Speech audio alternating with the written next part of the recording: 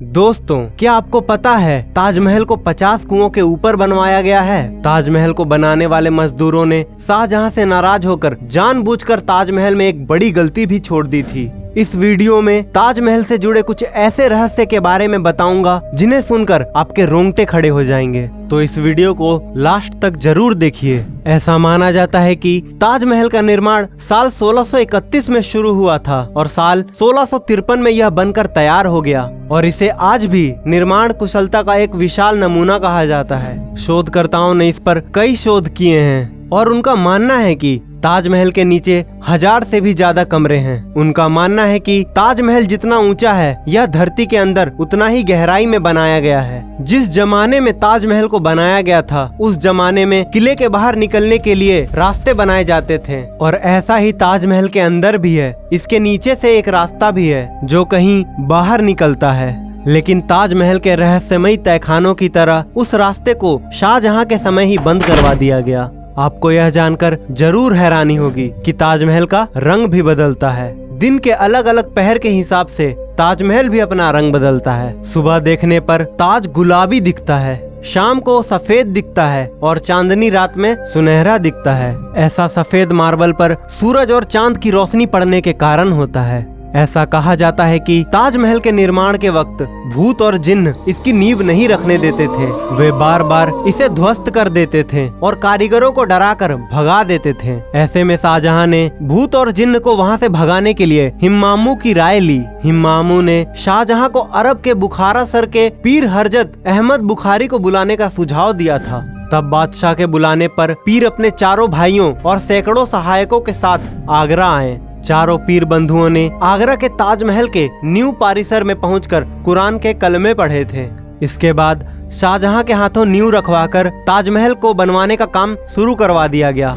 इन 4 पीर बंधुओं की मजार ताजमहल के चारों तरफ बनी हुई है। माना जाता है कि जब तक यह मजार है यहाँ पर तब तक ताजमहल को कुछ नहीं हो सकता है। साल 1934 में दिल्ली के एक निवासी ने दीवार पर एक छेद के जरिए ताजमहल के तहखाने में जो कमरे थे उन्हें झांक कर देखा था। उस आदमी ने देखा कि वो कमरा अस्तंभों से बना एक बड़ा हॉल था और वो स्तंभ हिंदू देवी देवताओं की मूर्तियों से भरा पड़ा था। उस आदमी के अनुसार कमरे में रोशनदानियां भी बनी हुई थीं, जो आमतौर पर बड़े हिंदू मंदिरों में देखने को मिलती है। उन रोशनदानियों को संगमरमर के पत्थर से ढका गया था, जिसे देखकर लगता है कि किसी ने हिंदू मूल को छिपाने का पूरा प्रयास किया था। वहाँ के स्थानीय लोगों का मानना है कि ताजमहल एक हिंदू मंदिर था जो तेजो महाल्या के नाम से प्रसिद्ध था। बाद में इसे ताजमहल का रूप दिया गया, परंतु सच्चाई क्या है यह कोई नहीं जानता। भारतीय पुरातत्व सर्वेक्षण ने 22 कमरों को इसलिए बंद रखा है ताकि इस कमरे में छिपी सच्चाई के चलते भविष्य में कोई दंगे ना हो। सबसे मजेदार बात तो यह है कि कुतुब मीनार नाम इमारत को, जिसको हम सबसे ऊंची इमारत मानते हैं, ताजमहल उससे भी ऊंचा है। कुतुब मीनार को देश की सबसे ऊंची इमारत कहा जाता है, लेकिन इसकी ऊंचाई ताजमहल के सामने छोटी पड़ जाती है।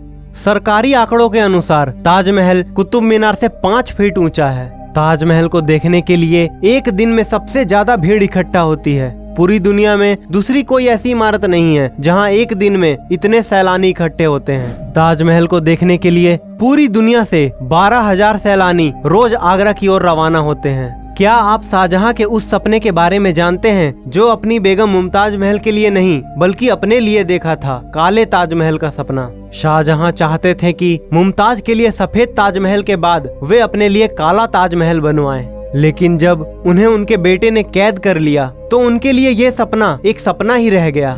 यदि ताजमहल की मीनारों पर गौर किया जाए तो आप देखेंगे कि चारों मीनारें सीधी खड़ी ना होकर एक दूसरे की ओर झुकी हुई है। इमारतों का यह झुका हुआ निर्माण बिजली और भूकंप के दौरान मुख्य गुंबद के ऊपर न गिरने के लिए किया गया है।